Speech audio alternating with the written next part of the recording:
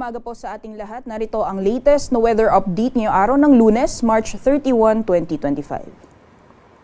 Sa kasalukuyan po yung binabantayan natin na low pressure area ay nasa labas na po ng ating Philippine Area of Responsibility. Ngunit kahit nasa labas na po ito ng PAR ay posible pa rin po itong magdulot ng mga pag-ulan, lalong-lalo na po dito sa may Kalayaan Islands, pati na rin po sa may Palawan. Samantalang sa nalalawing bahagi po ng ating bansa, patuloy pa rin ang pag-iral ng easterlies o yung mainit na hangin na nanggagaling sa karagatang Pasipiko. At dahil po sa easterlies, maaring maranasan pa rin po yung mga pag-ulan, lalong-lalo na po sa may silangang bahagi ng ating bansa. At kung makikita po natin dito sa ating latest sa satellite animation, may mga kumpul na kaulapan din pong tayo na mamataan sa may kanlurang bahagi ng Visayas at Mindanao. Itong mga kaulapan po nito ay posibleng magdulot ng mga pag-ulan sa western sections ng Visayas as well as Mindanao area, pati na rin po dito sa Palawan ngayong umaga. Sa mga susunod na araw, inaasahan po natin na patuloy pong lalay or posibleng malusaw itong low pressure area na nasa labas po ng PAR at mawawala na po yung epekto nitong LPA sa anong bahagi ng ating bansa. So for the next few days, asahan po natin ang pag-iral ng easterly sa malaking bahagi po ng ating kapuluan. Ibig sabihin po nito, mas magiging madalas lamang po yung mga isolated na thunderstorms, especially sa eastern sections ng ating bansa. So monitoring lamang po tayo ng mga thunderstorm advisory na nilalabas po ng ating Pag-asa Regional Services Divisions.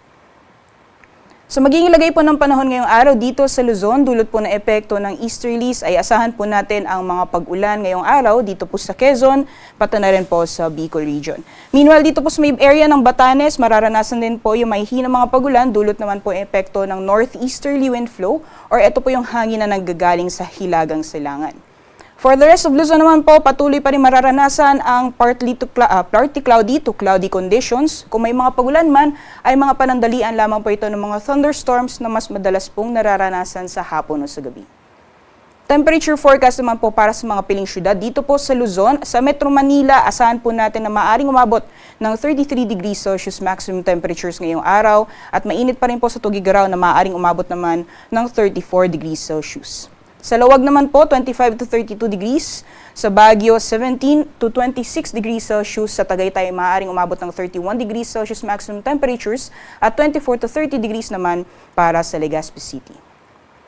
So magiging lagay naman po ng panahon for the rest of the country dahil po sa epekto ng easterlies, pati na rin po nitong low pressure area, maaaring maranasan pa rin po yung mga pag-ulan sa ilang bahagi po ng Visayas, Mindanao, gayon din sa Palawan. Dito po sa bahagi ng Eastern Visayas, gayon din sa Surigao del Norte at Dinagat Islands, possible din po yung mga pag-ulan dulot po ng epekto ng easterlies at pati na rin po dito sa may Zamboanga Peninsula.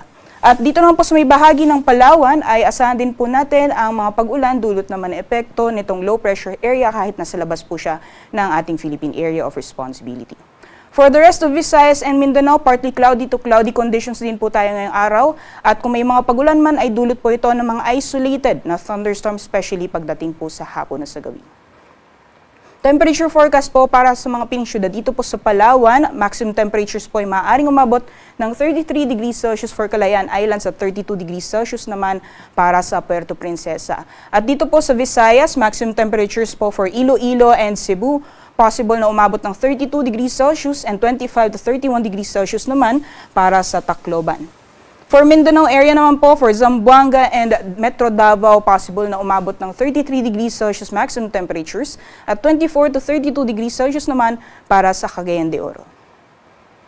Kahapon po naitala ang 35 hanggang 36 degrees Celsius na heat index dito po sa Metro Manila at yung pinakamataas naman po ay naitala sa Dagupan City, Pangasinan at sa San Jose, Occidental Mindoro na umabot po ng 44 degrees Celsius. Nasusundan po yan ng Vera Catanduanes, Iloilo City at Dipolog, Zamboanga del Norte na umabot naman ng 42 degrees Celsius. Samantalang ngayong araw, ayon po sa ating forecast for Metro Manila, maaaring umabot po ng 34 hanggang 35 degrees Celsius sa heat index.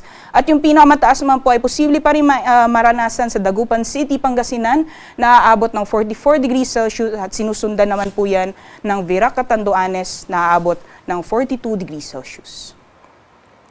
Para naman po sa kalagayan ng ating karagatan, wala po tayong gale warning or babala sa matataas na mga pag-alon. Iba yung pag-iingat lamang po sa mga planong pumalaot sa mga dagat baybayin ng Northern Luzon dahil posible pong maranasan ang katamtaman hanggang sa maalon na karagatan. Otherwise po ay malayang makakalayag ang ating mga kababayan sa nalalabing dagat baybayin ng ating bansa.